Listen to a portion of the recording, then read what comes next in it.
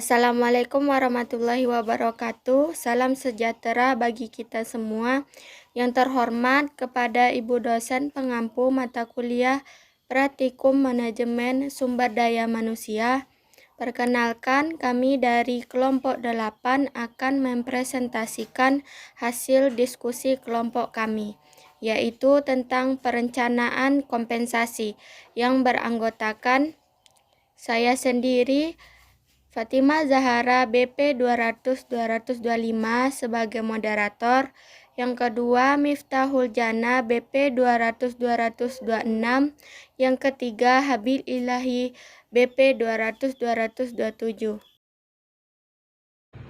Kompensasi. Kompensasi adalah semua pendapatan yang berbentuk uang atau barang, langsung atau tidak langsung, yang diterima karyawan sebagai imbal atas jasa yang diberikan kepada perusahaan. Kompensasi karyawan. Semua bentuk imbalan yang diberikan kepada karyawan sebagai imbal balik dari pekerjaan mereka. Beberapa konsep kompensasi. Yang pertama, gaji. Balas jasa yang dibayar secara periodik kepada karyawan tetap. Yang kedua, balas jasa dalam bentuk uang yang diterima karyawan sebagai konsekuensi dari kedudukannya sebagai seorang karyawan yang memberikan sumbangan tenaga dan pikiran dalam mencapai tujuan perusahaan. Yang kedua, upah. Yang pertama, balas jasa yang dibayarkan kepada pekerja harian dengan berpedoman pada perjanjian yang disepakati. Kedua, imbalan finansial langsung yang dibayarkan kepada karyawan berdasarkan jam kerja, jumlah barang yang dihasilkan atas banyaknya pelayanan yang diberikan. Yang ketiga, upah insentif. Yang pertama, tambahan balas jasa yang diberikan kepada karyawan tertentu yang berprestasi di atas prestasi standar. Yang kedua, imbalan langsung yang dibayarkan kepada karyawan karena kinerja melebihi standar yang ditentukan. Yang keempat, benefit dan service. Yang pertama, kompensasi tambahan untuk semua karyawan untuk meningkatkan kesejahteraan. Yang kedua, kompensasi tambahan yang diberikan berdasarkan kebijakan perusahaan terhadap semua karyawan sebagai upaya meningkatkan kesejahteraan para karyawan. Tujuan pemberian imbalan atau kompensasi. Yang pertama, secara khusus digunakan untuk mengarahkan, mengatur atau mengawasi perilaku karyawan.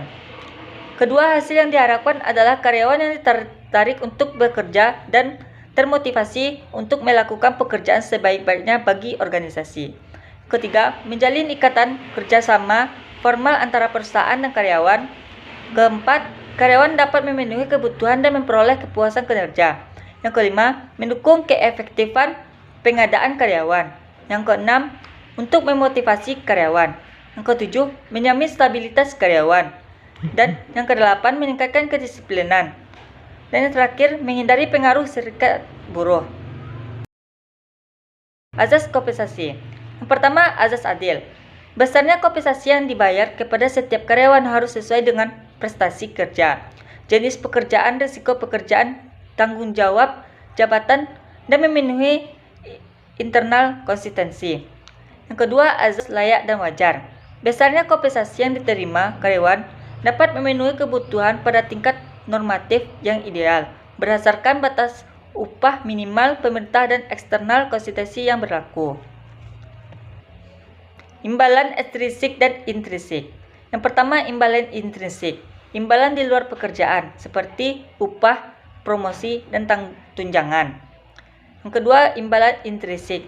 Imbalan yang merupakan bagian dari pekerjaan itu sendiri, seperti tanggung jawab, tantangan, otonomi, dan umpan balik. Imbalan dan perilaku individual. Yang pertama, komitmen terhadap organisasi.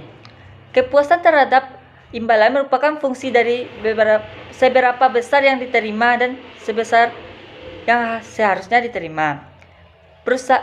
Perasaan puas dipengaruhi oleh perbandingan perolehannya dengan perolehan orang lain. Kepuasan dipengaruhi oleh imbalan intrinsik dan ekstrinsik.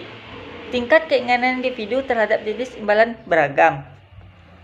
Teori keadilan. Pertama, seorang akan mengevaluasi kewajaran atau fairness keadaan mereka dengan membandingkan dirinya dengan orang lain. Yang kedua, 3 perbandingan gaji sosial yang relevan dalam pengambilan keputusan tingkat gaji dan struktur tugas. Pertama, perbandingan gaji eksternal, perbandingan gaji internal, dan perbandingan gaji internal dengan karyawan lain yang mengerjakan pekerjaan yang sama. UMP atau upah minimum pekerja. Tujuannya pertama, tanggung jawab untuk mewujudkan kesejahteraan warga negara dalam lingkup yang terbatas. Kedua, campur tangan pemerintah yang masih diperlukan mengingat kondisi ketenagakerjaan yang diwarnai oleh berbagai faktor yang tidak selalu berpihak pada pekerja. Kondisi berserikat yang memengaruhi pada kekuatan dan tawar-menawar upah akan merugikan semua pihak. Menetapkan kompensasi. Langkah-langkah menetapkan kompensasi yang pertama mengadakan survei gaji. Yang kedua, menentukan nilai tiap pekerja melalui evaluasi pekerjaan. Yang ketiga, mengelompokkan pekerja serupa dan menentukan peringkatnya. Keempat, menentukan harga pada tiap peringkatnya. Dan yang kelima, mengoreksi tingkat output. Sistem kompensasi. 1. Sistem waktu. Kompensasi ditetapkan berdasarkan standar waktu seperti jam, minggu, atau bulan. 2. Sistem hasil atau output. Kompensasi ditetapkan berdasarkan unit yang dihasilkan pekerja seperti per potong, liter, kilogram. 3. Sistem borongan. Suatu cara pengupahan yang penetapan besarnya jasa didasarkan atas volume pekerjaan dan lama mengerjakannya. Faktor-faktor yang mempengaruhi kompensasi. 1. Penawaran dan permintaan tenaga kerja. 2. Kemampuan dan kesediaan perusahaan. 3. Serikat buruh. 4. Produktivitas kerja karyawan. 5. Pemerintah dengan undang-undang dan kepersnya. 6. Biaya hidup. 7. Posisi jabatan karyawan. 8. Pendidikan dan pengalaman karyawan. 9. Kondisi perekonomian nasional. 10. Jenis dan sifat pekerjaan. Evaluasi pekerjaan. Evaluasi pekerjaan adalah perbandingan formal dan sistematik pekerjaan-pekerjaan dalam rangka untuk menentukan nilai suatu pekerjaan relatif terhadap pekerjaan yang lainnya. Hasil perbandingan adalah hierarki penggajian atau pengupahan. Faktor-faktor yang dapat dikompensasikan adalah elemen dasar dari sebuah pekerjaan. Compensable factor. Dua pendekatan dalam membandingkan pekerjaan. Intuitif atau melalui compensable factor. Intuitif berdasarkan pada keputusan bahwa satu pekerjaan lebih penting dibanding dengan pekerjaan lainnya. Selanjutnya, keputusan kompensial individual. Apa dasar keputusan kompensasi individual? Senioritas atau merit atau yang lainnya? Perbedaan kompensasi didasarkan pada 1. Perbedaan individual dalam pengalaman, keterampilan, dan kinerja. 2. Harapan bahwa senioritas, kinerja yang lebih tinggi, atau keduanya berhak mendapatkan gaji yang lebih tinggi. Menghargai pekerjaan manajerial dan profesional. 1. Tujuan untuk menarik atau mempertahankan. 2. Lebih sulit untuk mengevaluasi secara kuantitatif. 3. Dibayar berdasarkan pada kemampuan. 4. Lebih kompleks dan menekankan pada insentif dibanding evaluasi. Teori yang dapat menjelaskan pengaruh kompensasi. 1. Reinforcement teori. Perilaku karyawan dipengaruhi oleh masa lalunya. 2. Ekspektasi teori. Perilaku karyawan dipengaruhi oleh harapannya terhadap tugas dan konsekuensi gaji yang mengikutinya. 3. Agensi teori. Fokus pada perbedaan, tujuan, dan kepentingan dari pemilik kompensasi karyawan dapat digunakan untuk menyatukan tujuan-tujuan pemilik dan manajemen atau karyawan sebagai agen. Tujuan-tujuan administrasi kompensasi. 1. Memperoleh personalia yang kualifikasi. 2. Mempertahankan para karyawan yang ada sekarang. 3. Menjamin keadilan. 4. Menghargai perilaku yang diinginkan. 5. Mengendalikan biaya-biaya. 6. Memenuhi peraturan-peraturan legal. Menentukan tingkat-tingkat penggajian. 1. Berdasarkan tambahan waktu yang digunakan di tempat kerja atau time-based pay. 2. Berdasarkan kinerja karyawan atau pay for performance. 3. Berdasarkan keterampilan atau skill-based pay. 4. Berdasarkan kompetensi atau kompetensi based pay. Berdasarkan tambahan waktu yang digunakan di tempat kerja. Contoh, blue collar workers biasanya dibayar berdasarkan upah per jam atau per hari atau kerja harian. Beberapa karyawan seperti manajer, profesional, sekretaris, dan karyawan digaji. Mereka digaji berdasarkan lamanya suatu periode waktu, seminggu, sebulan, setahun, bukan setiap jam atau setiap hari. Berdasarkan kinerja karyawan, contoh, piecework, kerja potongan.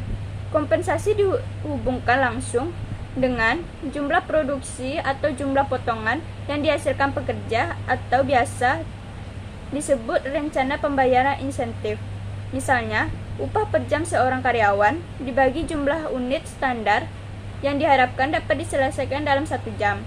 Setiap unit yang diproduksi lebih standar, maka karyawan dibayar dengan insentif. Komisi para salesman. Asas kompensasi.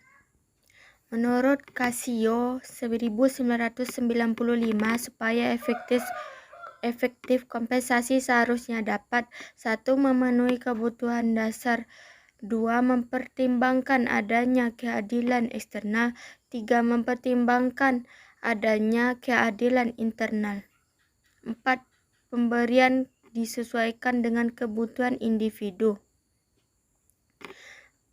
Menurut Robin 1993, kompensasi dapat meningkatkan prestasi kerja dan kepuasan kerja apabila 1. Karyawan merasakan adanya keadilan dalam penggajian, 2. Penghargaan yang mereka terima dikaitkan dengan kinerja mereka, 3. Berkaitan dengan kebutuhan individu. Keadilan dan kompensasi. Bila seorang karyawan menerima kompensasi dari perusahaan, persepsi keadilan dipengaruhi oleh faktor 1. Rasio kompensasi dengan input seorang berupa tenaga, pendidikan, pengalaman, latihan, daya tahan, dan lain-lain. 2. Perbandingan rasio tersebut dengan rasio-rasio yang diterima orang lain. Demikianlah hasil pemaparan materi dari kelompok kami. Mohon maaf apabila salah kata dalam pengucapan. Akhir kata, saya mengucapkan wabillahi taufik wal hidayah. Wassalamualaikum warahmatullahi wabarakatuh.